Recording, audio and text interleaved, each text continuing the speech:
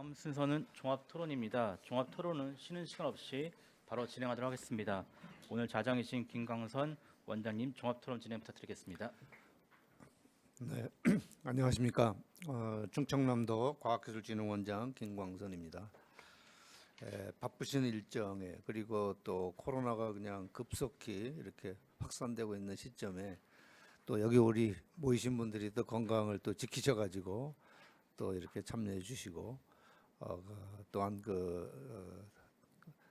또 많은 각 분야의 그 전문가로 계신 분들이 또 이제 오셔서 우리 충남과학기술혁신 포럼이 제 12회 포럼입니다. 저희가 생긴 지 아까 그 박래호 장군께서 말씀하시기를 이제 한 1년 정도 됐는데 매월 저희가 이 시아스트 포럼, 즉 시아 포럼을 이제 개최하고 있습니다.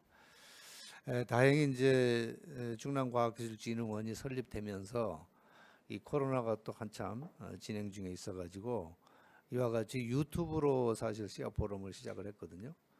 그런데 앞으로 이렇게 계속 해보니까 계속해서 이 코로나가 끝나더라도 이 유튜브 포럼을 계속 하게 되면 저희가 사실은 뭐 많은 청중 없이 전문가분들만 모시고 아주 그냥 자유롭게 또 허심탄회하게 이렇게 얘기를 하고 또 저희가 한 2시간 정도 이게 진행이 됩니다. 이제 주제 발표하신 분이 한 4, 50분 하시고 나머지 이제 충분하게 토론하면 거의 한 2시간 총 시간이 2시간 걸리는데 이 2시간 정도 이제 해보면 우리가 그 설정한 이 주제에 대해서는 충분한 논의가 되고 그래야 이제 논의를 바탕으로 해서 우리 충남과학기술진흥원은 말 그대로 과학기술을 기반으로 해서 이 지역과 국가의 산업과 경제를 진흥시키는데 씨앗이 되겠다라는 게 저희 그 과학기술진흥원의 이제 설립 배경인데 거기에 이제 부합되는 그런 토픽을 계속해서 설정을 해서 저희가 논의를 하고 그렇게 진행하도록 그렇게 하겠습니다. 하여튼 충남에 처음 오신 분도 이제 계시고 그러신데 이 충남은 우리나라 그 국가 지역 총생산 국가 총생산이 있는데 17개 광역시 중에 세 번째로 많은 그런 지역 총생산을 하고 있는 지역입니다. 그리고 이제 수출도 저희가 경기도 다음으로 두 번째로 많은 수출을 하고 있고요. 특히 그 무역 수지 면에서는 우리나라가 거의 한 290억 불 정도 지금 흑자를 보고 있는데 충남에서만 거의 한 600억 불 가까이 이렇게 흑자를 내고 있어서 국가에도 아주 그 엄청난 그런 공헌을 하고 있는 지역입니다. 특히 그 충남은 뭐 이 농업부터 또 첨단 산업까지 반도체, 디스플레이, 그다음에 제철, 자동차 등이 있고요. 특히 저 우리 서해안으로 가면은 발전소, 아까 말씀하신 발전소, 그다음에 화학 플랜트, 또 뭐 제철 이런 아주 기간 산업들이 쭉 깔려 있어서 이 해양과 기간 산업이 같이 연결돼 있다 이렇게 보시면 될 것 같고요. 그래서 오늘 저희는 이제 그 우리 충남에서 갖고 있는 그런 그 바다에서 이제 여러 가지 산업도 중요하지만 그쪽에서 일어나고 있는 어떤 안전 문제, 이제 이런 문제가 굉장히 선진국이 갈수록 굉장히 중요하지 않습니까? 그래서 이 안전 부분에 대해서 특히 해양의 안전 부분에 대해서 심도 있게 한번 논의를 해봐야 되겠다. 이제 이런 배경하에 오늘 자리를 만들었습니다.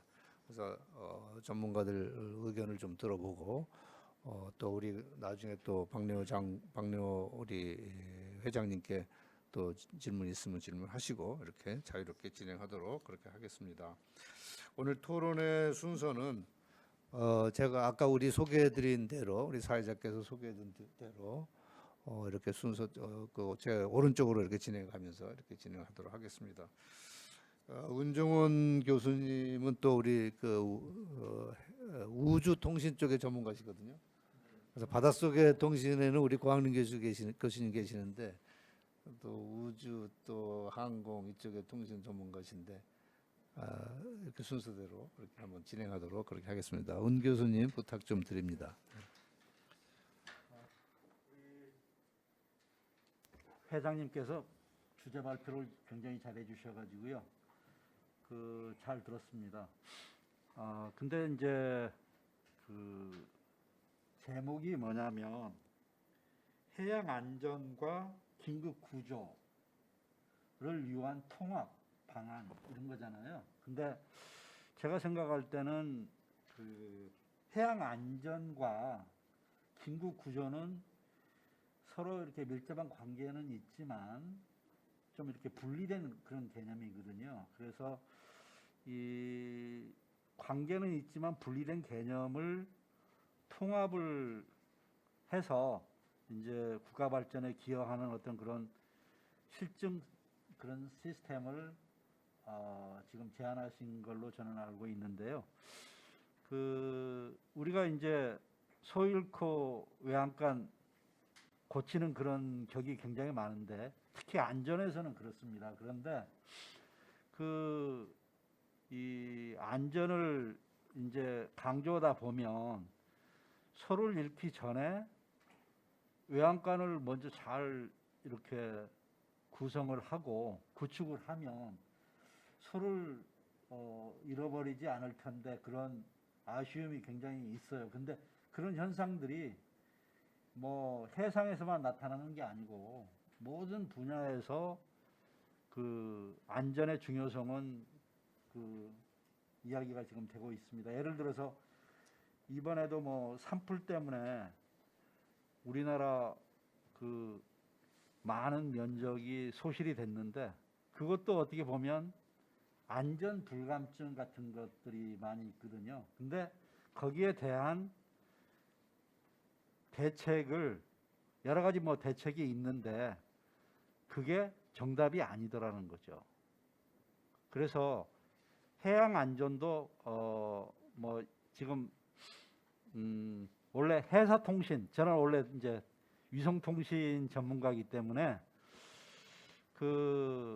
해사통신은 이제 영국 메리타임 세럴라이트를 이용을 해가지고 전 대륙에 있는 해양 통신을 그러니까 인공위성과 이제 L밴드를 이용해 가지고 바다에 있는 배와 통신을 해 가지고 배의 모든 상태를 이제 본사에서 알 수 있도록 그렇게 하는 거거든요. 그래서 저는 우리 회장님이 발표한 내용 중에 메리타임 세럴라이트 기능이 이제 좀 구체적으로 좀 L밴드도 좀 들어가고요.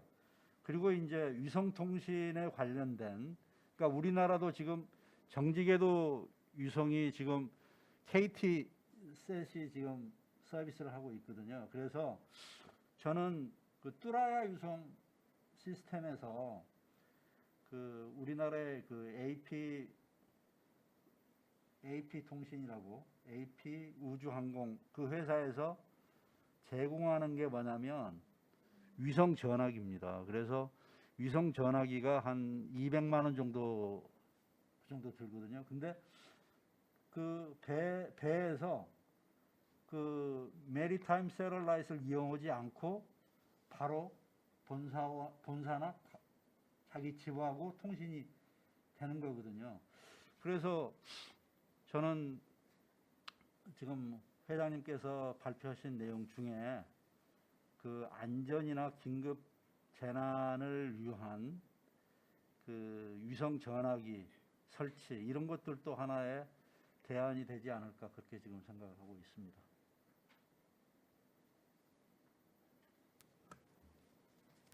거기에 대해서 조금 보완 설명을 드리면은 정말 우리 오늘 문 교수님 좋은 말씀해 주셨는데 가장 시급한 거는 지금 이제 아마 적어도 위성을 아마 정부 정책에서 이제 과기부에서 하고 있을 텐데 제 생각은 적어도 그다음에 최소형 위성과 PSLT, PSM, LTM, LTR과 연계시키고 해상 통신과 연계해서 바닷속 통신과 연계하는 대규모 플랫폼을 좀 구축할 수 있는 연구개발소를 좀 만들어서 하면 지금 아마도 은 교수님 말씀하신 게 좋지 않나. 아마 그러한 하늘과 땅과 바다 위와 바다 속을 연결하는 이러한 통신 체계는 세계 어디도 없거든요. 그렇죠. 그런 것을 우리가 한국화 시켜서 한국에 구축을 하고 세계화 시키는 그런 노력들을 하면 상당히 멋질 것 같습니다. 감사합니다.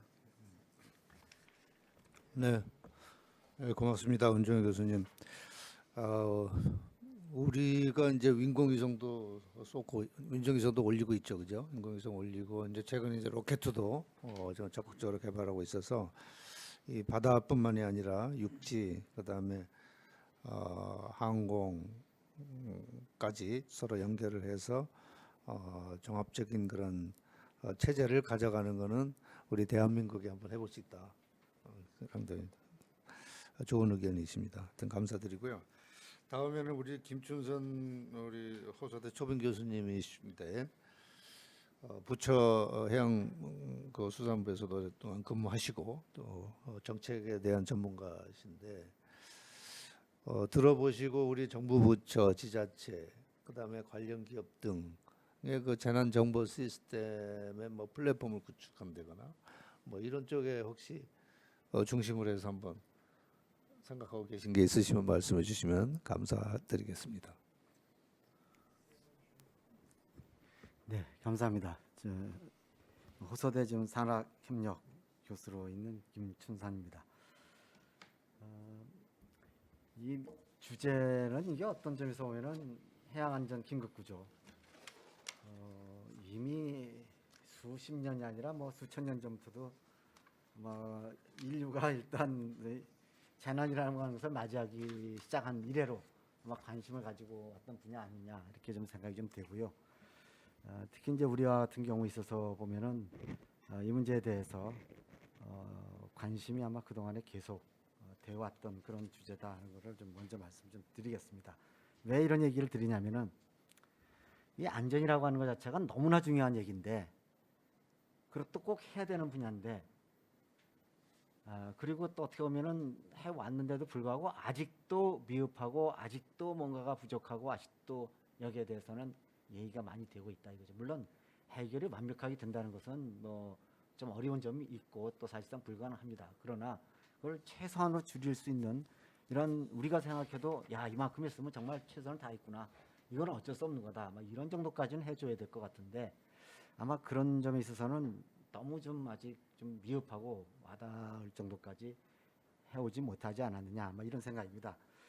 그래서 어떻게 보면은 그 전부터도 안전관리 이거는 굉장히 강조되는 있지만은 그러나 형식적으로 흘러왔다. 또 어떻게 보면 또 운수 소관으로 다 넘겨버리는 경우도 많았다. 이런 게 다치고 나면은 뭐 재수가 없어서 그런 거지 하고 아니 거기에 대해서 어떤 안전에 대해서는 무감각했다. 막 이렇게 볼 수가 있어요. 근데 이것이 그래도 안전관리에 대해서 조금 야 이거 좀 뭘 해야겠다라고 우리가 어떤 점에서 보면 최근에 와서 관심을 갖기 시작한 것은 세월호 사건이 2014년에 난 이후입니다. 그렇죠. 그때부터는 해난 사고가 특히 뭐 그전에도 해난 사고가 없었던 건 아닌데 이게 특히 부각이 됐었고 정치적으로도 이슈가 됐었고 또 사실상 뭐 정치나 이런 걸 떠나서도 이런 일이 일어나서는 안 되는 일이거든요. 그래서 이제 이때부터 어떻게 보면 이런 안전관리 특히 해난관리에 대해서 이 해난관리가 어떻게 보면 안전관리에 대한 어떤 인식을 굉장히 촉발시켰다 이렇게 볼 수가 있겠죠. 이게 시작이 됐다 이렇게 볼 수가 있어요.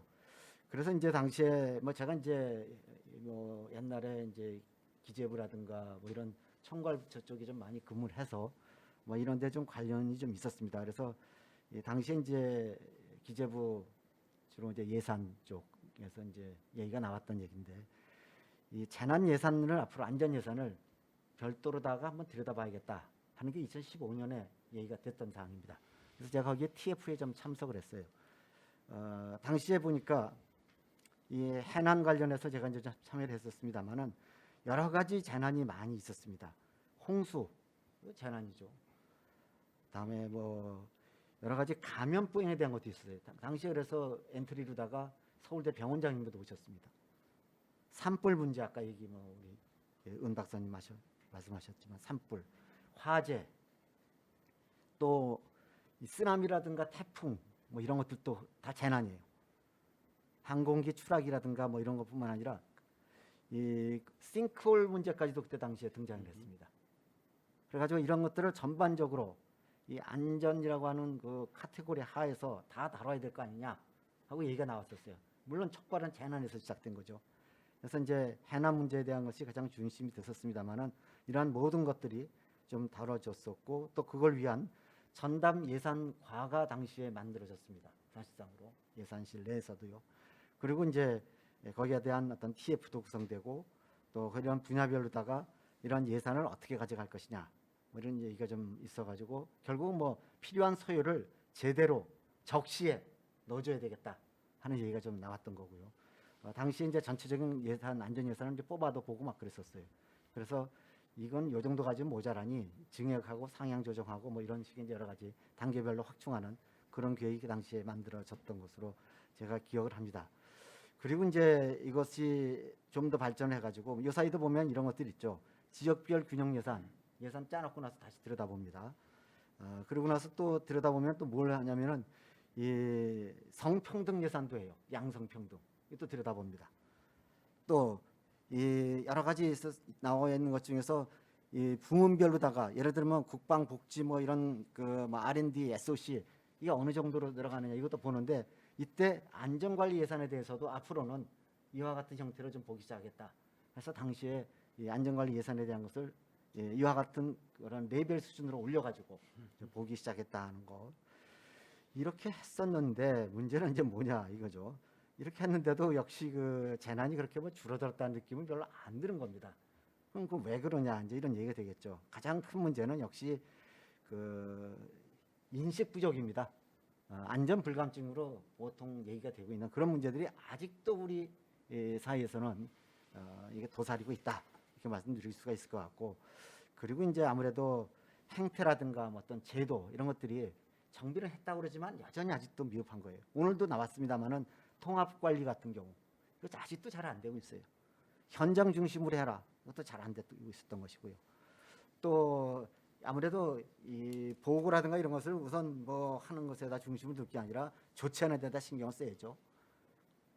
그리고 나중에 가서는 뭐 희생양만 찾는 그런 분위기라든가 뭐 이런 것들 등등등이 이제 아마 있어가지고 안 됐지만 뭐 오늘 얘기하고자 하는 것과 중심으로 보면은 이런 어떤 과학적인 어떤 장비라든가 기술 개발 이런 것이 아직까지 못 따라갔던 측면도 일부 있다. 저는 그렇게 생각이 좀 됩니다. 이 과학적인 이러한 장비 기술의 개발이 이런 안전 문제와 관련해 가지고서 상당히 많은 기여를 했어요. 자, 산불 같은 경우에 보시죠. 소방기기 없었으면 어떻게 되죠? 안 됩니다. 항공기 블랙박스 없었으면 어떻게 되죠? 감염병 같은 경우에 있어서 방호복이라든가 또는 치료 항생제라든가 소독제가 없었다면 어떻게 됩니까? 싱크홀 같은 경우에는 탐사 장비가 있었어야 돼요. 쓰나미라든가 이런 경우, 태풍이라든가 이런 것은 예측 이런 기술이나 장비가 있어야 됩니다. 또 뭐 여러 가지 그 홍수라든가 시설이 붕괴된다 이런 경우에 있어서도 역시 마찬가지죠. 거기에 따른 여러 가지 장비와 또는 시설, 탐사 이런 장비들이 있어야 됩니다. 해남과 관련해서도 사실상 안전 어떤 여러 가지 장비들이 많이 있습니다. 그동안에 많이 어떻게 보면 투입도 되고 통신 장비도 많이 들어가 있었고 지금 이 내비게이션으로 얘기되고 있는 그런 거, 또 LTM 같은 경우 지금 구축해서 지금 들어가고 있습니다만은 이제 문제는 뭐냐면은 오늘 나온 것의 핵심적인 얘기입니다. 해상까지는 얘기가 되는데 공중도 돼요. 우리가 우주 다루셨으니까 잘 아시겠지만 상당히 됩니다만은 수중은 아직까지도 미흡하고 아직까지도 제대로 안 됐다라는 거죠. 근데 그게 어떻게 해서 그랬냐면은 그만큼 기술이 거기까지 따라오지 않았던 측면이 많은 거 아니었느냐. 저는 그렇게 생각이 됩니다. 근데 참 다행히도 뭐 오늘 뭐 저희가 오신 분들이 주로 이제 호서대를 중심으로 해서 많이 와 있습니다만은 뭐 호서대뿐만이 아닙니다만 우리나라의 어떤 이런 수중 무선 이런 통신 기술이 그래도 상당히 발전을 거듭해서 지금은 어느 정도 이런 것을 어떻게 하면 미트시킬 수 있는 상용화시킬 수 있는 이런 정도의 단계에 와 있다라는 겁니다. 그렇다고 한다면 지금까지 이런 어려움이라고 하는 것을 상당 부분 극복을 해가지고 어떤 이런 해상의 재난 이런 문제들을 많이 해소할 수 있지 않겠느냐 일단 그렇게 좀 생각이 됩니다. 그래서 오늘 우리 박내호 회장님께서 발표하신 내용 뭐 전적으로 사실상 동의하면서도요. 또 어떻게 보면은 이것이 제대로 된 어떤 통합적인 어떤 재난망 구축이라고 그럴까 운영이라고 그럴까 이런 것에 있어서의 답이 아니겠느냐. 뭐 저는 그렇게 생각이 됩니다. 그래서 수중까지 포함된 그런 해양 재난 안전 관리 체계 구축 이거는 꼭 필요한 내용이 되겠다. 이것을 좀 더 아마 제가 어떻게 보면 오늘 얘기하는 것 중에서 구체적인 기술적인 사항들은 여기 또 더 전문가님들이 계시니까 말씀이 나오실 것 같고 이 문제에 대한 것을 좀 더 제가 강조하는 것이 좀 필요할 것 같아서 그걸 강조드리고요. 이러한 어떻게 보면은 이 사고 발생 시에 골든 타임 내에 이제 뭐 얘기 나왔죠. 했던 경제적 손실이라든가 인명 구조 이런 걸 잘 줄이고 또 어쨌든 구조를 해가지고 여기에서는 수중이 좀 어떻게 보면은 이 해상 문제만이 아니라 수중이 굉장히 중요한 그러한 어떤 포함된 기술이 돼야 되겠다. 그래서 결국 해상 위치 정보 전송 기술이나 방향 탐지 기술 이런 것들에서 이제 수중이 포함돼서 앞으로 이것을 발전시켜 나가야겠다 하는 점에 있어서는 너무너무나 지당하고 당위성 있고 어떻게 보면 지금이 하나의 적시 타임이 아니겠느냐 하는 생각입니다. 기술이 이제는 어느 정도 개발이 됐고 기검증이 됐고 또 이미 국제 표준이 채택될 수 있는 그런 단계 직전까지 와 있습니다. 뭐 이런 기술을 활용한다고 하면은 이런 수중무선 통신 기술을 활용한다면은 앞으로 어떻게 보면 이제 공중과 해상을에다가 수중까지 포함한 망라된 어떻게 보면 입체적인 구조 자산 이런 것들을 잘 활용할 수 있는 이런 기반이 구축되지 않겠느냐 이렇게 일단 생각이 되기 때문에 이 문제에 대한 것을 다시 한번 강조드리고요. 그리고 이제 아무래도 이 전국적으로 특히 이제 해양이라든가 강이라든가 이렇게 수중을 이렇게 끼고 있는 이런 것들은 아무래도 이런 통합 어떤 이런 해양 관리 체계 구축에서 어쨌든 이런 것이 좀 다뤄져야 되지 않느냐 하는 거죠. 그래서 이 통합이라고 하는 문제가 앞으로 좀 굉장히 좀 중요한 문제로 다뤄질 필요가 있겠다. 아마 이 박노 회장님께서도 그렇게 말씀하셨는데 저도 동의합니다. 지금 다행히 이제 행안부가 재난안전통신망 구축을 이제 작년도에 어느 정도 구축하고 이제 고도화 단계로 들어가고 있을 텐데요. 이게 이제 행안부뿐만 아니라 다른 부처들도 여기에서 이제 같이 아마 보조를 맞춰야 될 것이고 또 해양수산 쪽 분야는 또 해양수산 분야 나름대로 지금 뭐 이 내비게이션이라든가 또는 LTM이 지금 구축이 되어 있습니다만 이것도 역시 고도화시켜서 같이 연계시켜서 이게 통합으로 가야 옳지 않겠냐 이렇게 좀 생각이 됩니다. 그리고 이제 이런 수중무선 통신 기술이 이런 기능 외에도 앞으로 쓰여져야 될 그런 분야는 엄청나게 많다고 저는 생각이 됩니다. 뭐 어선 지금 뭐 3분의 2 이상의 해난 사고가 어선 쪽에서 나니까 어선과 관리된 거 있죠. 또 낚시객들도 많이 있죠. 또 어망 뭐 이런 데 관리 문제도 있죠. 이게 해양 환경과 관련해서요. 인명 구조는 뭐 이미 뭐 말할 필요가 없습니다. 선방적 블랙박스라고 하는 개념도 나와야 될 그런 상황이 되고 있고요.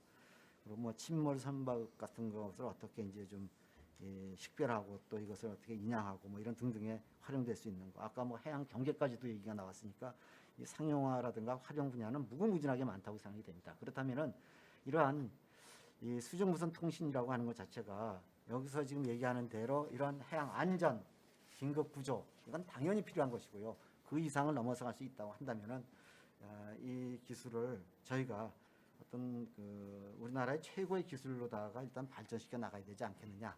또 거기 위해선 지원이 대폭적으로 따라야 되지 않겠느냐. 여기 뭐 아까 뭐 이 통합 관리의 연구 개발 소요가 얼마가 되느냐. 이거 소요 문제 뽑아볼 필요도 저는 없다고 생각이 됩니다. 필요한 소요는 다 넣어줘도 돼요. 현재 연구 개발 예산이라고 하는 것 자체가 거의 30조에 육박합니다. 지금 SOC 예산보다 더 많아진 그런 상태고 또 갈수록 아마 이 R&D 예산은 더 늘어날 수가 있어요. 그렇다고 한다면은 이런 쪽으로의 어떤 소요는 이런 수중무선 통신과 같이 국제적으로 우리가 내놓고 정말로 큰 발전과 큰 어떤 것을 가져올 수 있는 이러한 기술에 대해서는 저희가 정말로 그 어떤 그 소요에 대한 것을 아끼지 말고 아마 지원하는 것이 저는 오히려 옳지 않겠느냐 이런 생각을 해봅니다. 일단 전국적인 통합 관리 체계 구축과 관련한 수중무선 통신 기술에 수중을 포함하고 수중무선 통신의 기술이 적극 활용돼야 된다는 점 다시 한번 강조를 하고요. 오늘 정말 박내호 우리 회장님의 발표 아주 정말 잘 들었고요. 정적으로 하여튼 동감하고 앞으로 좀 저희도 여기에 지원할 수 있도록 그렇게 최선의 노력을 다하겠다 하는 말씀드리겠습니다. 감사합니다. 네, 고맙습니다. 그 또 기재부에서 이렇게 전체 예산을 이렇게 편성한 그런 경험을 가지고 이렇게 자세하게 이렇게 설명을 해주셔서 감사드리고, 이 그 선진국으로 갈수록 저희가 사실은 과거에 SOC가 중요할 때 엄청난 예산을 이제 붓고 이 국가의 인프라를 구축한 시절이 있었다고 한다면, 이제 앞으로는 재난과 안전, 국민이 더욱더 행복하고 편하고 안전하게 살 수 있는 그런 선진 사회를 이제 구현해야 되니까 이 안전에 대한 예산은 저희가 지나치게 너무 강조해도 지나치지 않다, 이렇게 저도 생각이 듭니다.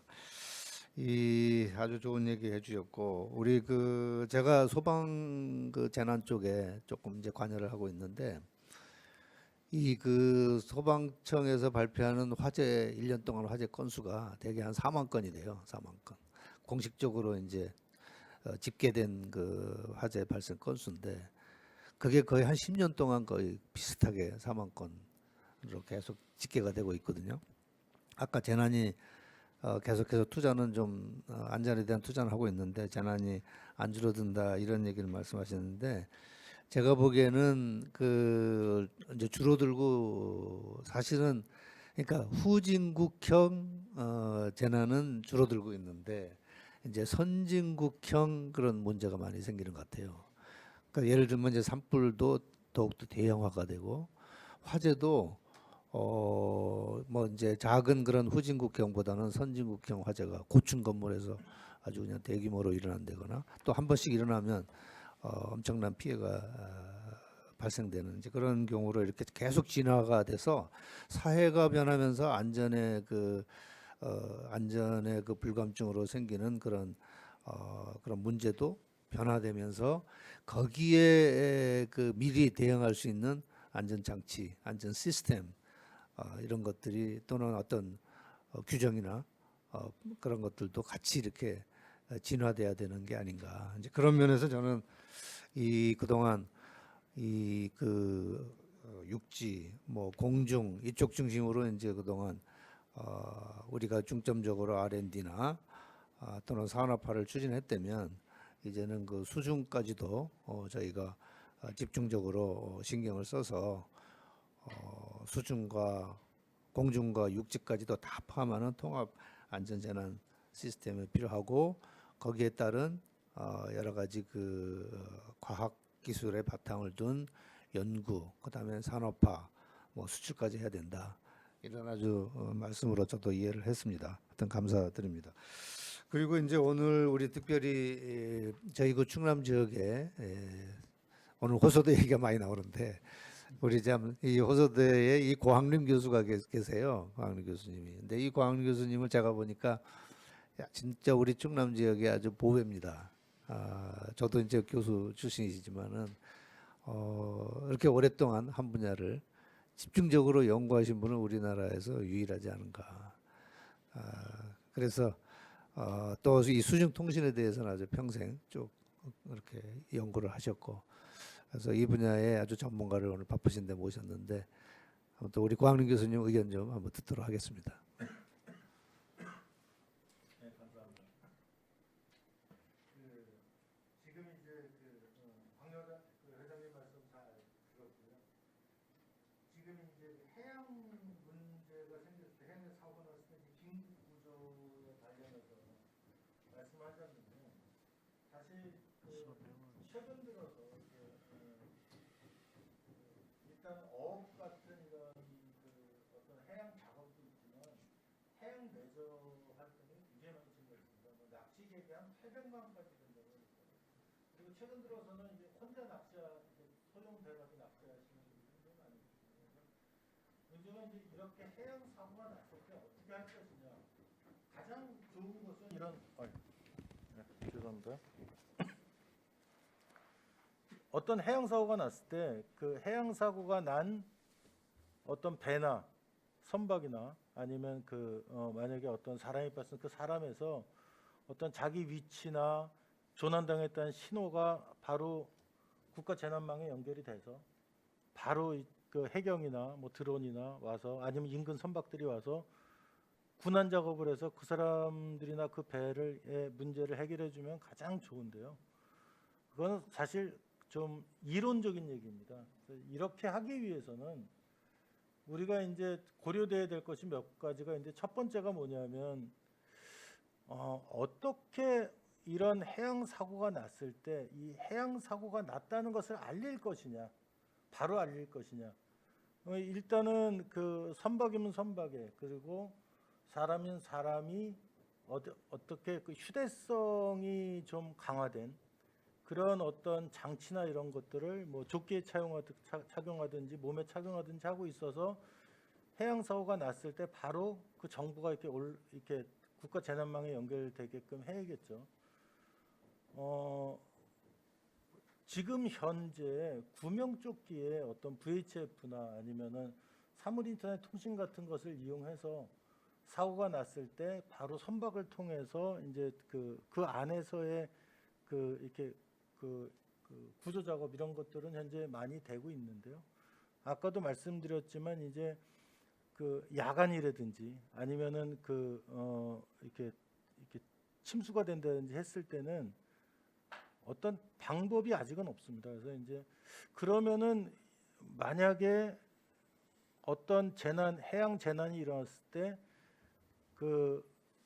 그 사람의 상황이 국가 재난망을 통해서 국가 상황실이나 아니면은 그 현장에 있는 그 구조 활동을 하는 그런 선박이나 해경이나 이런데 전부 그 물속이건 물 위건 위치가 실시간으로 전부 다 표시가 되게끔 해서 그 사람들을 바로 골든타임 안에 어떤 구조 작업을 할 수 있는 이러한 소형 이런 휴대장치 같은 거 개발이 필요할 것 같고요. 근데 이제 이게 처음에는 바로 그 해경이나 이런 데가 사고 현장에 바로 오지 않기 때문에 아마 어떤 사고가 났을 때 인근에 있는 선박이나 아까 박래 회장님이 말씀하신 뭐 주변의 부위나 이런 걸 통해서 이렇게 아마 가야 되고요. 그 다음에가 이제 만약에 인근 선박이나 아니면은 부위나 이런 걸 통해서 신호가 상황실로 전송이 될 때 어떻게 만약에 해양 같은 경우에 LTM을 재난망과 연계시킬 것이냐 이걸 하나 좀 고민을 해야 될 것 같고요. 그 다음에 이제 또 하나 가장 중요한 게 뭐냐면 이거에 대한 사실 입법화가 저는 중요하다고 생각합니다. 그러니까 인근 선박이 주변에서 어떤 사고가 났다는 것을 자동으로 이렇게 알려져서 바로 현장에 출동할 수 있게끔 할 수 있게 하려면 어떤 그런 거에 대한 입법화가 되어 있지 않으면 그런 장치를 의무적으로 설치하기가 굉장히 힘들거든요. 그런 입법화를 하기 위해서는 먼저 제 생각에는 시범 사업 같은 걸 한번 해봐야 되는데요. 이건 뭐 행안부에서 할 수도 있고 해수부에서 할 수도 있고 아니면 충남 같은 경우는 제가 보기에 충남이 어민 인구가 어민 인구의 비율이 아마 우리나라 전체에서 아마 3위인 거로 알고 있고요. 그 다음에 충남으로 아마 수도권에 있는 낚시객이 상당히 많이 오고, 그 다음에 충남에 섬들이 많아서 이렇게 여객선이나 이런 거에 대한 이용자도 상당히 많기 때문에 아예 충남에서 먼저 이러한 어떤 해양 안전 관련된 관제 시스템이나 플랫폼을 한번 만들어서 시범 사업을 한번 해보는 것이 어떤가라는 생각도 하고 있습니다. 그래서 그런 걸 통해서 아까 우리가 해결해야 됐던 문제, 어떤 수중이나 육상이나 해상이나 해서 자동으로 어떤 소형화, 경량화 시켜서 장거리 통신을 하면서도 이렇게 정부 이렇게 안전 통신망을 통해서 상황실이나 이렇게 가게 하는 거라든지 아니면 그걸 가지고 이렇게 구조 작업하는 거를 한번 시범 사업을 통해서 입법 활동을 해 놓으면 결국은 제가 처음에 이상적이라고 얘기했던 그러니까 해난 사고가 생겼을 때 바로 군안 활동이 될 수 있는 이런 것이 한번 하나씩 이루어지지 않을까 생각을 합니다. 그래서 저는 지금 오늘 발표를 통해서 아 그래 진짜 이렇게 해난 사고가 계속 발생하고 있는데 이걸 위해서 한번 그 충청남도에서 이런 거에 대한 그 플랫폼 구축하는 시범 사업을 한번 해보고 아니면 이거를 뭐 행안부 같이 한다든지 이렇게 해보고 그다음에 이거를 한번 입법화해 보면 어떤가 이런 생각을 해봤습니다. 예. 여기까지 말씀드리겠습니다. 네, 그 LTE망을 재난망과 이렇게 연결해야 된다. 그다음에 이제 주변 선박이 사고를 즉시 했을 경우에는 의무적으로 신고해야 된다. 그다음에 이제 이 충남이 이 낚시꾼도 많이 오고 또 어민 인구도 어떻게 보면 전국 3위이기 때문에 시범 사업으로 하나 해서 해양 안전 플랫폼을 뭐 충남과 뭐 행안부 아니면 여기 우리 오늘 오신 해수부도 관계가 되시는지 모르겠는데 한번 같이 해서 또 특히 다음 우리 토론자로 우리 말씀하신 박신철 위원장님께서는 또 수협이 모든 이 어선에 대한 모든 정보를 갖고 계신다고 제가 얘기를 들었는데 이 수협도 같이 좀 참여하셔가지고 충남을 도와주실 수 있는지 한번 그것도 한번 여쭤보고 다음 그럼 우리 박신철 위원장님께 한번 마이크를 넘기도록 그렇게 하겠습니다. 감사합니다. 박신철입니다. 오늘 논의 주제가 너무 광범위해서 상당히 유의미한 결론을 내긴 상당히 쉽지 않을 것 같아요. 저는 좀 현실적인 사람이라 현직에 있을 때부터 손에 잡힌 얘기를 해야 되지 공중에 또 다른 얘기 백날 해봤자 아무 소용이 없다는 생각을 가지고 있는 사람이라 예를 들면은 지금 우리가 사람이 물에 빠지면은 이제 구명조끼에다가 이제 옛날에는 구명조끼 살려만 놨잖아요. 요즘에는 이제 해수부 우리 후배 사무관님들이 이렇게 위치 발신하는 것들을 뭐 약간 이렇게 개발하고 있는 모양이더만. 근데 제가 이제 이 통신관의 연계가 안 돼 생기는 문제를 말씀드리는 건데 어느 민간 업체가 이제 기존에 있는 그 구명조끼 위치가 발생된 구명조끼보다도 훨씬 좋은 구명조끼를 개발한 경우가 있어요. 어떤 경우냐면 통상 구명조끼가 배에 빠지면은 이렇게 구명조끼를 입고 그 사람이 자기 위치를 알리려면 뭘 이렇게 작동을 해야 된단 말이야. 당겨야 돼. 그럼 그때 이제 올라가거나 위치 발생시키는데 근데 그 사람이 정신이 없는 경우가 있잖아요. 물에 빠졌다가 머리가 드러났다는데 뭐 정신이 없어. 그럼 정신 놓치면 위치가 안 가는 거 아닙니까? 그런 경우가 있는데 어느 업체는 물에 빠지면은 예를 들면 일정 부위가 물에 압력에 살짝만 닿으면 자동으로 위치가 발생되는 그런 걸 개발한 경우가 사람이 있대요. 그래서 저한테 와갖고 하는 말이 이거 이렇게 좋은 거 했는데 이거 좀 국가 그 구조군원 기관하고 연계해서 했으면 좋겠다 하는 얘기가 있어서 제가 도와드리려 했더니 안 되는 이유가 뭐냐면 자기네 방식은 우리 고 교수님처럼 그 핸드폰으로 바로바로 이렇게 뭐 앱만 깔면 볼 수 있는 그런 방식인데 이 인명구조군안 그 책임 기관은 해양경찰청이란 말이죠. 물론 해수부가 그 상위 기관이지만은 해양경찰청하고 쓰는 통신망이 달라서 해양경찰청이 그걸 받아주지 못하겠다는 거야. 기존에 나와 있는 것보다 훨씬 현실적이고 아주 좋은 대안임에도 불구하고 그게 안 되는 거예요. 사례를 말씀드리는 거야. 그러니까 우리가 지금 논의했던 그 각 기관 간 통신 군안 체계의 어떤 이 불합치로 인한 여러 가지 비효율이 많잖아요. 그 문제는 정말 그 상위 개념의 큰 문제라서 여기서 우리가 뭐 어떤 방향성만 얘기할 뿐이고 나중에 우리 원장님이 이 토론 결과가 행정안전부든 어느 정도 전달됐으면 좋겠는데 그 문제는 차지하더라도 제가 볼 때는 아까 그런 구명조끼에 빠진 사람이 좋다 그래갖고 이제 울치가 잘 갔다 하더라도 지금 아마 우리 김성재 사무관님은 그럴 거예요. 호소대에서 수중통신 이걸 했다는데 아마 반신반의할 거예요. 우리 같은 공직에 있는 사람들은 다 되게 그래요. 왜냐면 검증이 확 시작이 안 되면은 그거를 이 쉽지 않거든. 이게 법률이나 이 정책이나 제도로 이거를 반영한다는 게 이게 완전히 검증이 된 다음에 그거를 뭘 해야 된다는 생각들을 가지고 있기 때문에 아마 김성재 사무관님은 수중통신 얘기 오늘 처음 들은 거 아니죠? 들었지? 그럼에도 불구하고 반신반의할 확률이 있어. 내가 그래서 말씀드린 건데 아까 말한 그 사람 빠진 사람이 설령 위치가 잘 갔다 하더라도 기능이 작동이 잘 안 된다고 해서 시간 지나가면 얘가 가라앉으면 그다음에 수중 통신이 돼야 될 거 아닌가? 위치가 어디? 아니 그거는 아직까지 먼 얘기예요. 현실적으로 볼 때는 당장 그러니까 당장 그 저기 물 속에 구명조끼 이거 빠지더라도 물 속에 기존에 있는 아마 위치 발신 장치들이 물 속에 들어가면 다 먹통이 되는 거야. 다 먹통이 되는 거야. 그 전에 땡기든가 들어가더라도 자동으로 가는 게 없잖아. 물 속에서는 이제 먹통이 되는 핸드폰 가지고 가면 핸드폰 물 속에도 안 되잖아요. 그러니까 안 되는 거거든. 그러니까 저는 이제 오늘 말씀드리고 싶은 거는 좀 현실적인 얘기를 좀 해야 되겠다. 그래서 이왕이면은 수중통신 기술이 이제 어느 정도 검증이 되고 특허도 났고 했으니 지금 우리 각종 우리 재난 사고가 나면은 이 뭐 아까 말씀드린 것처럼 뭐 배나 항공기나 아주 여러 그 오랜 시간이라든가 비용이 들어가면서 뭐 하지만 솔직히 실적이 별로 안 좋잖아요. 아까 보시니까 돈만 낭비하는 거죠.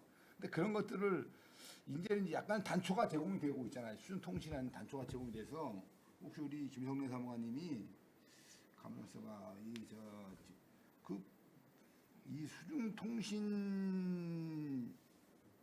수중에서도 위치를 발신시킬 수 있는 그런 장치가 있는 게 있다 그러면은 그것들을 반드시 착용을 한다거나 장치를 할 수 있도록 제도하는 걸 가장 먼저 고민을 해보세요. 그게 이쪽 산업을 발전시키는 길이기도 하고 기존에 지금 아까 뭐 위성을 말씀하셨는데 위성, 육상 뭐 지금은 해상이나 저기 배는 육상하고 똑같다고 보시면 되잖아요. 거의 뭐 LTE 망연이 다 돼 있으니까 다 통신원이 된다고. 물론 커버리지는 다르지만은 아까 말씀드린 대로 돈 많이 들면 뭐 위성으로도 하고 뭐 다 하잖아요. 돈 비싸서 그렇지. 통신 비용이 문제잖아요.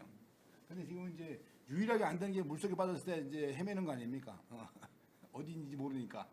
근데 그거에 어떤 희망을 지금 특허로서 이제 이렇게 이제 쏘아 올렸으니까 그것을 그 분야를 빨리 발전시키려고 그러면 우리 저 행정안전부나 우리 저 해양수산부나 이쪽 부서에서 지금 그게 그 기술이 없는 게 아니니까 그 기술을 그 저 물속에 들어간 경우라든가 뭐 배가 침몰했을 경우라든가 이런 걸 대비해서 그런 그 장치라든가 시설을 갖추도록 가능하면 갖추도록 하는 걸 제도하는 걸 한번 꼭 고민하셔야 돼요. 그래 이쪽 분야가 발전하고 그게 돼야 수중하고 뭐 위에 뭐 저 배하고 육상하고 이게 연계망이 이게 구축이 되지 그게 안 됐는데 그게 뭐 구축될 이유가 없잖아요. 그래서 그거를 가장 먼저 하셔야 된다고 판단하고 어차피 전체 이게 통합을 한다 그러면은 구조군원 기관이 이제 불가피하게 뭐 행정안전부니까 행정안전부 전체 뭐 기관별 통신 이런 거를 뭐 저 연계 통합 방안을 작업을 하긴 해야 되겠지만은 우선은 우리 오늘 해양안전이니까 이건 결국에 해수부가 중심이 돼서 할 수밖에 없어요. 해수부가. 그러니까 이거는 통합 필요하면 R&D 선제적으로 하고 통합 방안에 대해서도 그 사실 우리 담당 사무관이나 담당 부서에서는 전체 통합하는 것에 대해서 공지 있으면 아시겠지만 뭐 다른 잡일이 많거든요. 이 큰 일이 있으면 이거를 어느 정도 이게 기본적으로 막고 짜갖고 이렇게 만들어져야 그걸 제도하고 싶어하지 스스로가 다 한다는 건 되게 어려운 일이에요. 그런 아까 말한 실증 R&D 같은 거 말씀하시는데 그런 것을 육상은 다 못하더라도 우선 급하니까 나름대로도 우리 그 원장님도 계시니까 이 해양 쪽만이라도 우선 그럼 해양 경찰이라든가 뭐 우리 뭐 수협이 사실은 지금 바다에 대한 정보가 가장 많은 것은 배 때문에 그래요. 어선이 우리나라 한 6만 척 이상이 되잖아요. 뭐 기존에 다시 상선들 왔다 갔다 해봐자 그거 뭐 많아야 5천 척, 만 척도 안 될 거예요. 그거 다니다가 뭐 지네끼리 하는 거지. 사고는 대개 어선 숫자가 많으니까 많이 나는데 그러면 사고 나는 곳에 반드시 어선이 있게 돼 있어요. 그분들이 다 신고를 해서 다 지금 해경들도 어선이가 신고해서 다 데려가는 거지 지들이 알아서 발견하는 게 없어요. 그러다 보니까 그 어선들은 모든 정보망이 어디는 수협으로 다 들어와요.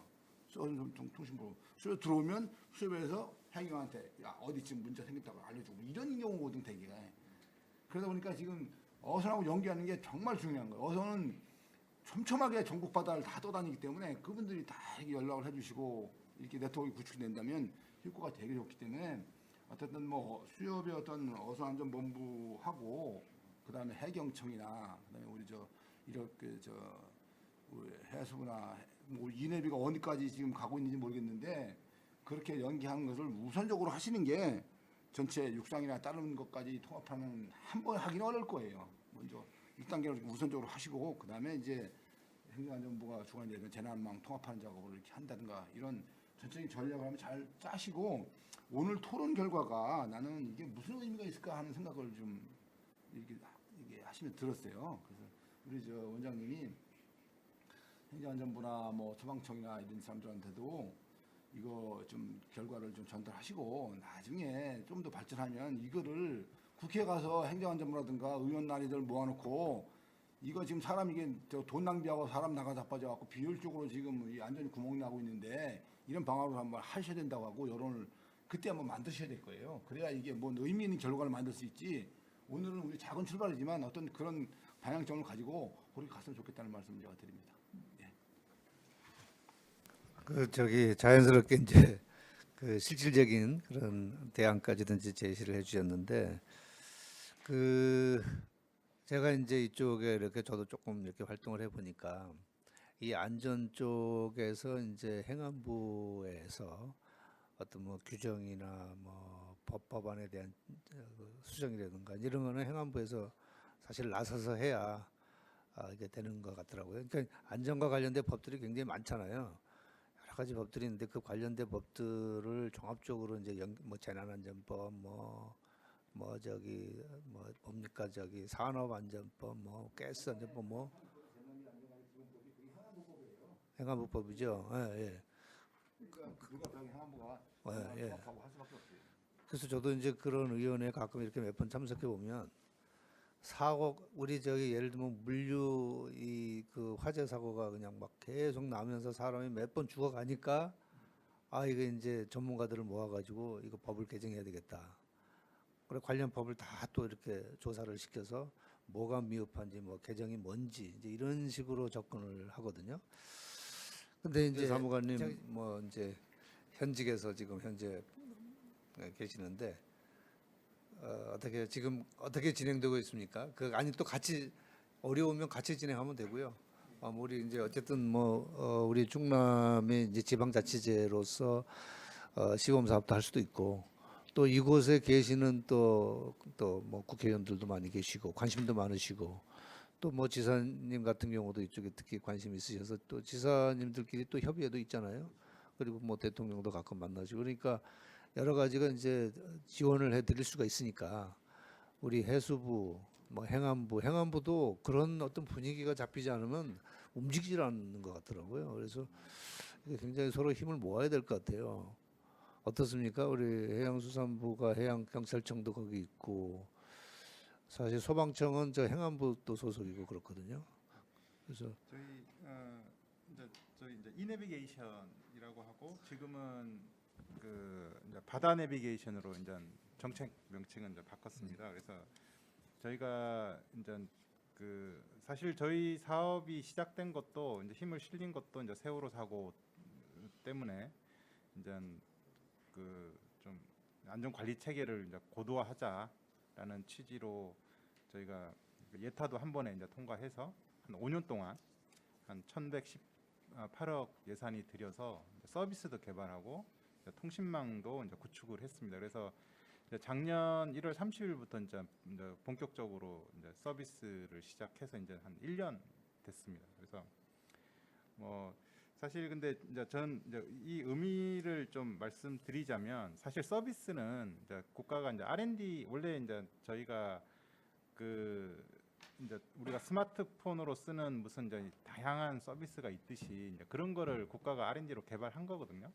근데 보면 저희가 민간에서 개발한 것도 이제 초창기 버전은 좀 서비스가 되더라도 이렇게 문제점이 많이 나옵니다. 그래서 이제 그런 단계로 이제 의견 수렴을 해서 계속 예산을 태워서 이제 보완을 하는 거고요.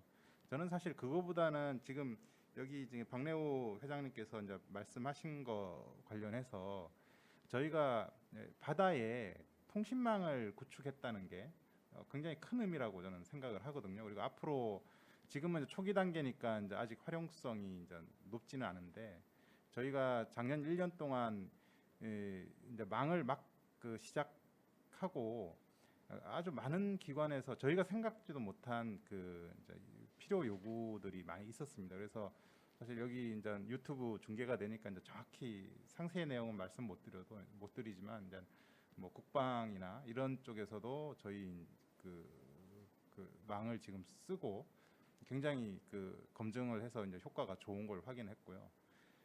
그리고 이 망이 구축하면서 이제 LTE 기술을 썼거든요. 근데 저희가 아마 육상에서 이제 스마트폰이 사용된 게 한 20년쯤 된 것 같습니다. 한 20년 전에. 그때 이제 스마트폰이 쓸 수 있게 된 게 3G에서 통신망이 LTE로 바뀌면서 이제 데이터 통신 속도가 빨라지면서 가능했습니다. 그래서 초창기에는 저도 이제 초기에 스마트폰이라고 좋다고 샀는데 별로 쓸 게 없더라고요. 왜냐하면 그때는 앱의 기능이 그렇게 좋지가 않았거든요. 근데 그게 10년쯤 지나니까 굉장히 다양한 지금의 이제 그 플랫폼 기업들이 그 스마트폰을 기반으로 해서 서비스가 생기고, 이제 망은 20년 전에 생겼지만 그 서비스는 한 10년쯤 뒤에서 폭발적으로 늘어나고 이제 사용이 늘어났습니다. 그래서 저희 이 바다내비 사업이 망을 깐 겁니다. LTE급의 망을 100km, 물론 이제 100km까지밖에 이제 안 되지만, 근데 그 면적을 따져 보면 이 국토 면적의 2배 정도 됩니다. 그래서 저희가 이 육지 면적의 2배 정도 되는 해역에 LTE 망을 깔아서 이제 앞으로 그 망을 활용해서 다양한 서비스가 생길 거고, 그게 이제 안전관리뿐만 아니고 다양한 뭐 수산업 관리, 그다음 산업 측면에서 다양한 서비스가 생겨날 거라고 이제 믿고 있습니다. 그리고 아마 주제가 이제 통합 방안인데요. 제가 이렇게 들어보니까 망 측면에서는 통합이라기보다는 이제 연계의 의미인 것 같습니다. 그래서 말씀하신 대로 이제 LTM이 저희 이제 바다 LTM이 이제 해상의 커버리지는 딱 확보를 했는데, 이제 지금 아까 은종원 원장님도 말씀하시고 이제 그러니까 공중과 그다음에 이제 우리 이제 수중하고는 이제 연결이 안 돼 있죠. 그래서 만약에 그게 이렇게 입체적으로 연결이 된다면 굉장히 좀 더 다양한 서비스가 가능할 것이고, 그리고 저희가 망이 이제 100km까지 깔려 있으니까 수중에서 어떤 부위를 통한 어떤 노드로 데이터를 모으면 그걸 육지로 바로 보낼 수가 있는 겁니다. 그래서 이제 그런 가능성이 있고, 특히 이제 위성과 연계가 되면 저희가 이제 연안 100km다 보니까, 물론 이제 이 100km 안에 거의 우리 10만 척 선박 중에 거의 대부분은 그 안에 있기는 합니다. 근데 이제 이게 이제 국내용일 수밖에 없거든요. 이제 외국 항해하는 선박에는 서비스가 한계가 있기 때문에. 근데 위성과 연결이 되면 그 순간에 이제 세계적으로 서비스 공유할 수 있는 국제적인 서비스 할 수 있는 상황이 될 수 있습니다. 그래서 이제 아주 큰 가능성이 있고, 이제 다만 여기에 이제 그런 게 되기 위해서는 그런 이제 연계 기술의 개발이 이제 장기적으로 R&D가 필요할 것 같고요. 이제 또 하나는 저희가 이제 주파수를 받으면서 이제 과기부에서 아주 어떻게 보면 최소한의 주파수를 준 겁니다. 그래서 저희가 이렇게 서비스 연계 요청이 여러 기관에서 들어오면 이제 트래픽을 계산해 봅니다. 근데 이게 트래픽이 너무 많이 생기는 서비스는 저희가 연계해 줄 수가 없거든요. 그래서 이제 방법을 바꾸고 하는데, 장기적으로는 저희 사실 이제 주파수 할당받은 이제 옆에 이제 과기부의 여유 주파수들이 있거든요. 그래서 국가 차원에서는 이제 그런 주파수를 좀 더 받아서 할당을 하면 좀 더 많은 서비스를 좀 더 빠른 데이터 통신을 통해서 가능하게 됩니다. 그래서 이제 그런 거고, 또 하나는 저희가 재난망하고 아까 재난망하고 연계가 필요하다 했는데, 사실은 저희가 기술적으로는 돼 있고요. 이제 문제는 단말기를 어떻게 할지가 이제 좀 정해지지 않아서 안 돼 있는데, 단말기 문제만 정리되면 다행히 연계되는 거고. 근데 문제가 저희가 육상 재난망과 연계하면서 하다 보니 보안 문제가 많이 걸립니다. 그래서 어떤 서비스를 하나 연결할 때마다 국정 보안 심사를 다 받아야 되고, 이 사용성에 굉장히 제약이 생기거든요. 그래서 뭐 제 개인적인 생각이긴 하지만 주파수를 더 받는다면 그거는 저희 망과 좀 분리를 해서 이렇게 좀 상용 서비스가 가능하게끔 그렇게 하는 것도 한 방법이 아닌가 뭐 그런 말씀을 드려봅니다. 예, 이상입니다. 네. 저기 우리 박신철 위원장님 그 수협이 이제 그 어선이 뭐 아까 6만, 7만 뭐 이렇게 많은 이제 어선이 왔다 갔다 하는데 사고도 꽤 나잖아요, 그죠? 그러니까 수협에서는 어떤 자체적인 어떤 대책 같은 거 혹시 뭐 논의하고 계시나요? 어떤? 아마 저기 우리 김성대 사무관이 말한 그 이내비하고 네.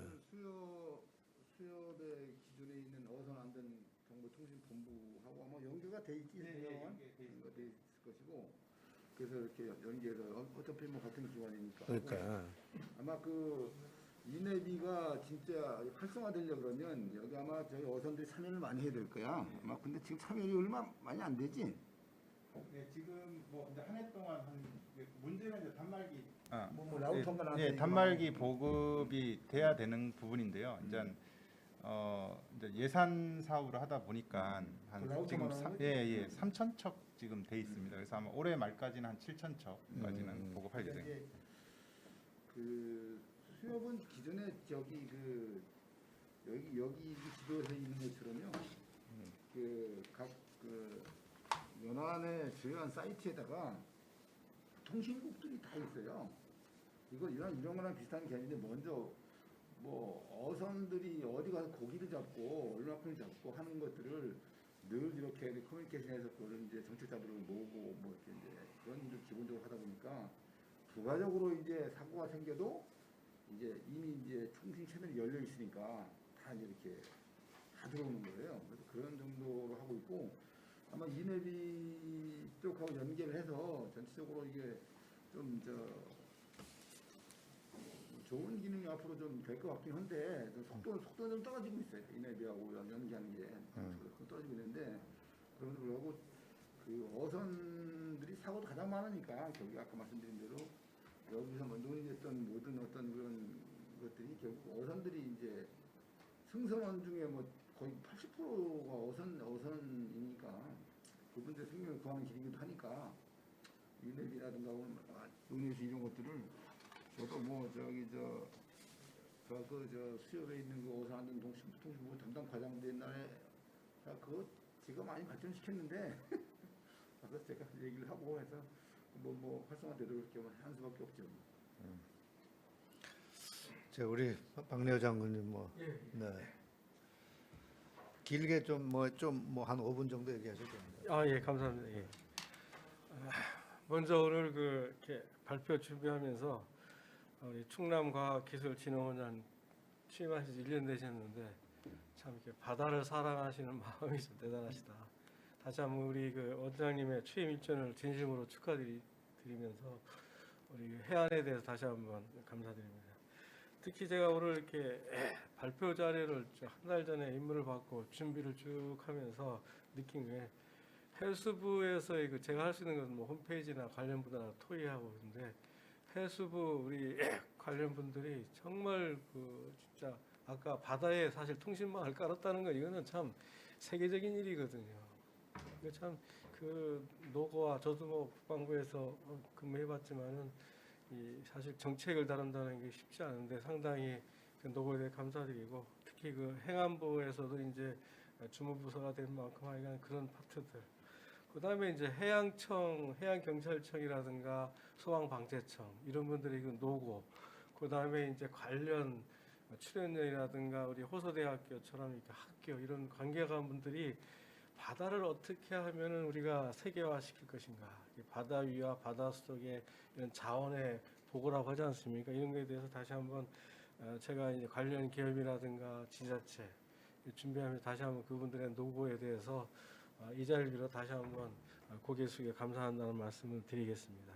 그러면 제가 이제 전반적으로 몇 가지 사항에 대해서 자료를 준비하고 하면서 제가 건의 아닌 건의를 진짜 이 자리를 빌어서 한번 다시 드리겠습니다. 오늘 여기 해수부에서도 우리 김성재 사무관도 오셨는데 첫 번째로는 통신망에 대한 통합, 즉 연동 문제거든요. 이 연동 문제는 굉장히 시급하다 저는 생각하는데 이 연동에 대해서 아마도 금년도 사업들이 많이 나왔고 또 추가될 텐데 이런 연동 포인트를 어떻게 가져가고 해서 아까 우리 박신철 위원장이 말씀하셨지만은 그러한 파트들을 우리가 실질적으로 이 현장에서의 느끼는 거하고 정책에 올라갔을 때 문제를 실질적으로 한번 깊이 있게 다뤄봤으면 좋겠다는 게 제 첫 번째 생각이고요.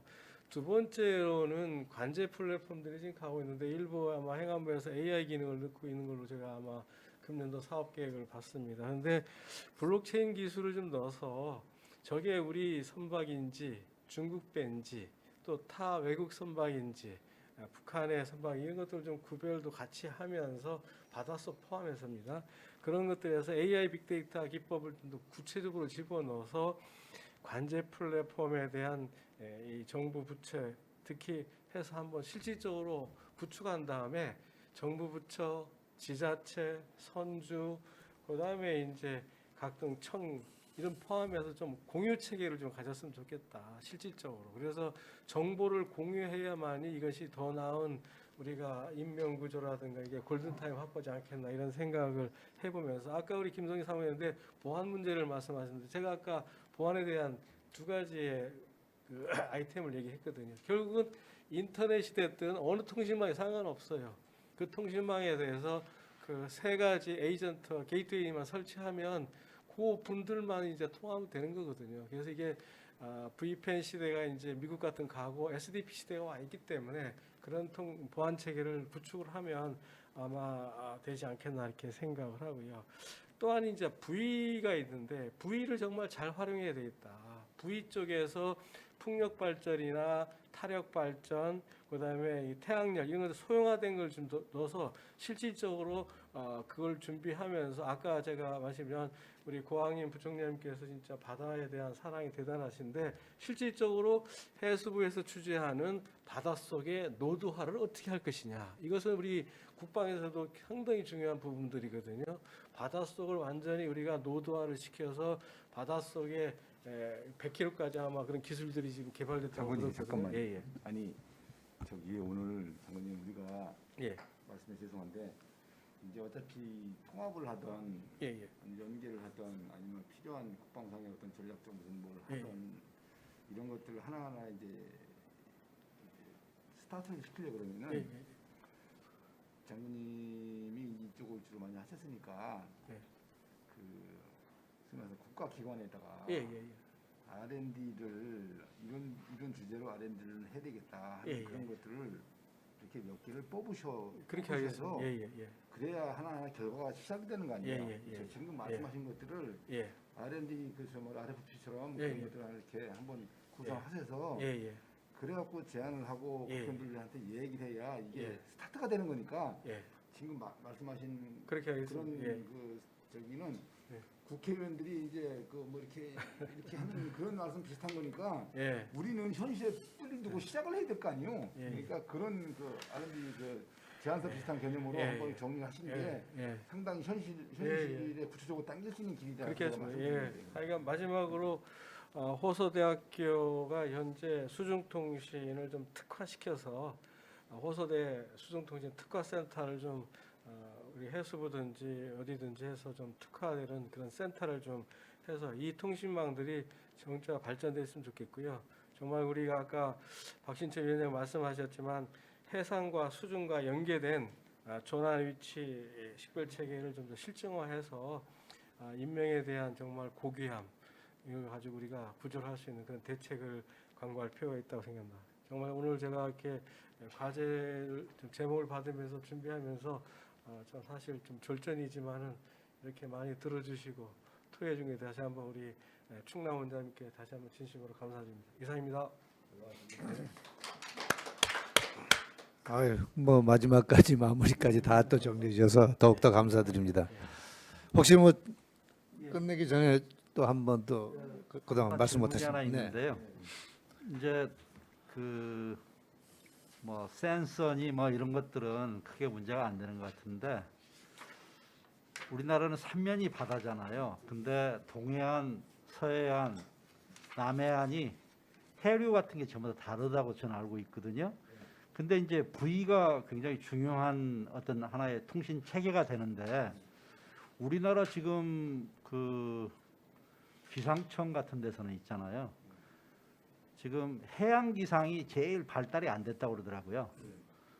근데 이제 그 기상청 같은 데는 이제 기상위성도 가지고 있고 뭐 우리나라가 뭐 세계 한 4대 기상 강국이라고 이야기를 하던데 V가 기상청이 지금 매년 만들어요. 근데 그 V 하나에 보면 뭐 거기에 솔라 패널로 이제 발전도 하고 그다음에 거기에 뭐 그 해수 온도니 뭐 풍향이니 뭐 이런 걸 측정해 가지고 이제 육상으로 이렇게 통신을 그런 식으로 하는데 여기에 이제 수중 통신하고 연결을 하려면 어차피 V를 많이 만들어야 되잖아요. 지금 우리나라에 기상청에서 가지고 있는 V는 그렇게 많이 없더라고요. 왜냐하면 저는 그게 굉장히 염려가 돼요.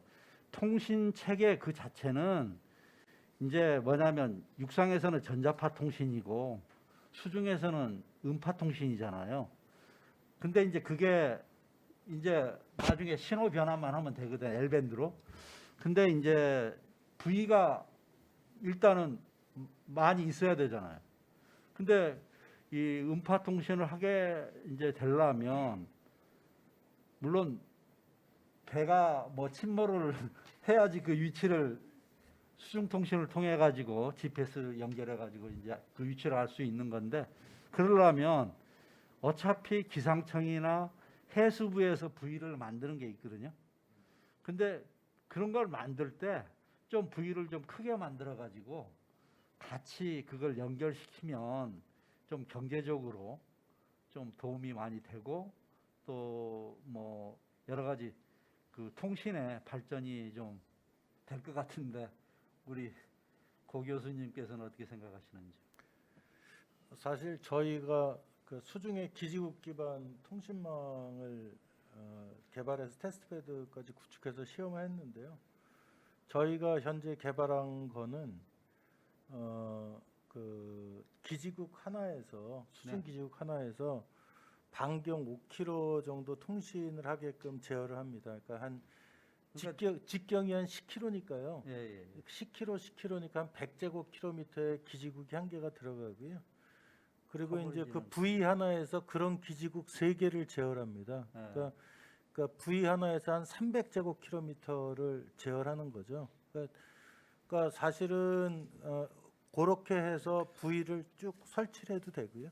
아니면 현재 그 어떤 기상청 V 이외에도 우리가 선박 안전 관련된 V라든지 다른 V들이 해수부. 상당히 많이 있습니다. 근데 그 V의 그런 통신 장치를 집어넣어서 약간 좀 크게 키워서 예. 이렇게 할 수도 있고요. 기존에 있는 V를 확대시켜서 할 수도 있고 그렇게 아니면 요거용으로 다시 구축을 해도 되는데 지금 현재 한 거는 한 300제곱킬로미터의 그 V 하나 정도를 하는 거로 지금 현재 저희가 개발한 통신망은 하고 있기 때문에 의외로 이렇게 그 전에 그 KBS 한번 뉴스 보시면 나오겠지만 서울 전체 커버하는데 V 6개면 된다고 이렇게 하기 때문에 그러니까 왜냐하면 저희가 한 장거리 통신이 이렇게 되게끔 하는데 그 장거리 통신 자체도 사실은 그 100제곱킬로미터 그러니까 반경 5km의 가운데 그 기지국이 하나씩 있어서 이 기지국을 통해서 V를 통해서 이렇게 신호가 오는 구조로 만약에 한다면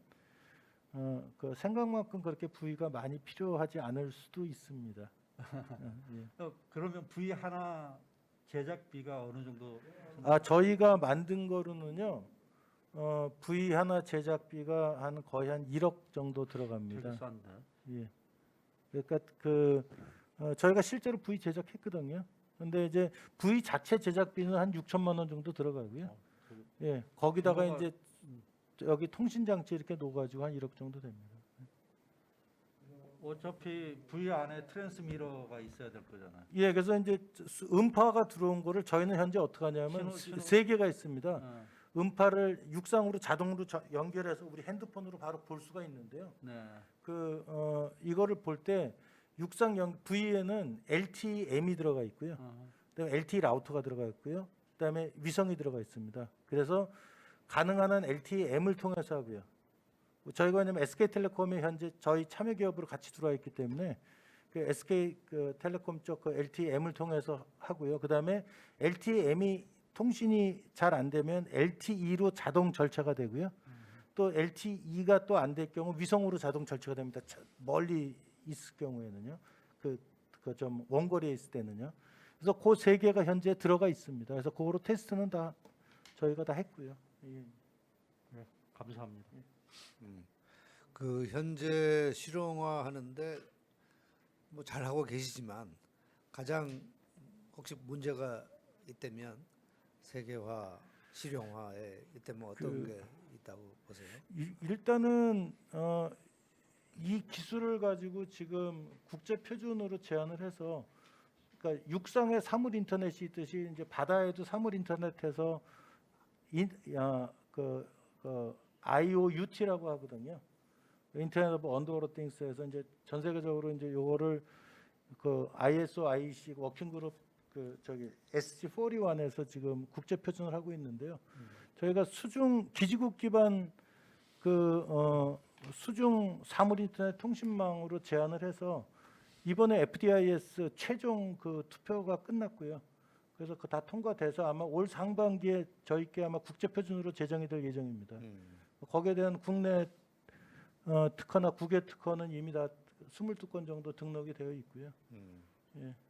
그래서 근데 이제 요거 개발한 것이 우리가 TRL5 레벨 정도로 지금 개발을 했기 때문에 지금 바로 상용화를 할 수 있지만 좀 비효율적일 수 있습니다. 그래서 이제 한 번 더 좀 TRL7 레벨이나 8까지 한번 연구를 더 하면 상용화는 바로 될 수가 있을 것 같고요. 근데 지금 현재도 국내뿐만이 아니고 국외 뭐 인도네시아 쪽도 아시겠지만 이번에는 사우디 쪽에서 이렇게 석유회사 쪽 뭐 이런 쪽에서도 이제 그 바다에 그 석유 시추 이거 하는 거 감시하는 통신망 쪽으로 해가지고 이렇게 의견 타진도 물어오고 이게 많이 향후에는 수영통신 쪽에 활용이 많이 될 것 같습니다.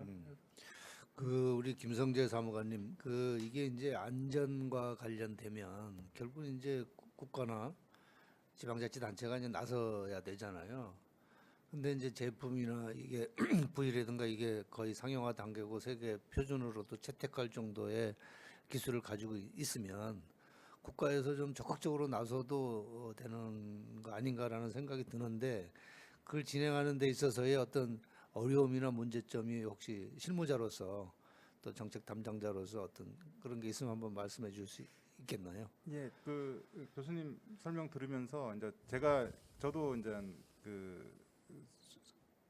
옛날에 이제 해사산업기술 과장님으로 이제 임현택 과장님이 계셨어요. 그래서 수중 통신 관심이 많으셔가지고 조금 들었는데 이제 그거보다 훨씬 지금 설명 들어보니까 그 기술이 발전돼 있는 상태인 것 같습니다. 근데 저희가 이제 사업 측면에서 국가에서 사업 측면을 하다 보면 결국은 이제 활용성이 어떻게 활용할 건가가 잘 설명돼야 예산 당국에 이제 그건 같은데 제가 들으면서 이제 얼핏 이제 생각한 게 당장 그 해저에서 무슨 통신할 수요는 그렇게 평상시에는 많지 않은 것 같긴 한데 지금 이제 국방 차원에서 가장 이슈되는 게 이제 잠수함이 있으니까 그런 잠수함 감시 체계 같은 거로 이렇게 하는 거를 이렇게 가능하면 그런 거는 굉장한 수요가 있지 않을까 뭐 그런 생각은 들어보고요. 그다음에 아까 이제 V 제작의 이제 비용이 이제 1억이라고 이제 하셨는데 막상 아마 저희 해산정국의 이제 표지과에서 이제 V를 많이 가지고 있습니다. 근데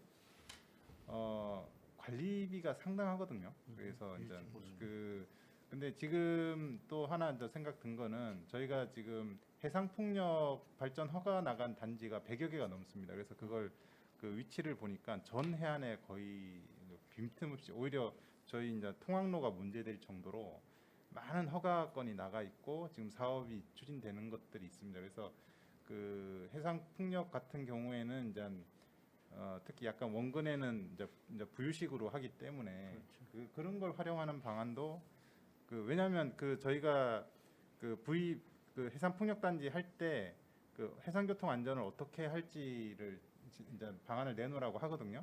그러니까 이제 해상의 선박하고도 문제지만 그 수중에서의 어떤 문제도 있을 수 있기 때문에 그런 차원에서 또 수요가 있지 않나 그런 좀 생각해봤습니다.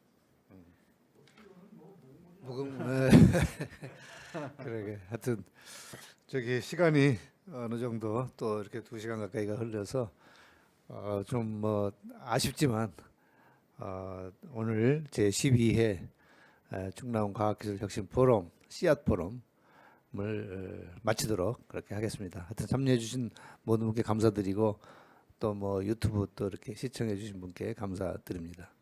마무리하도록 그렇게 하겠습니다. 감사합니다.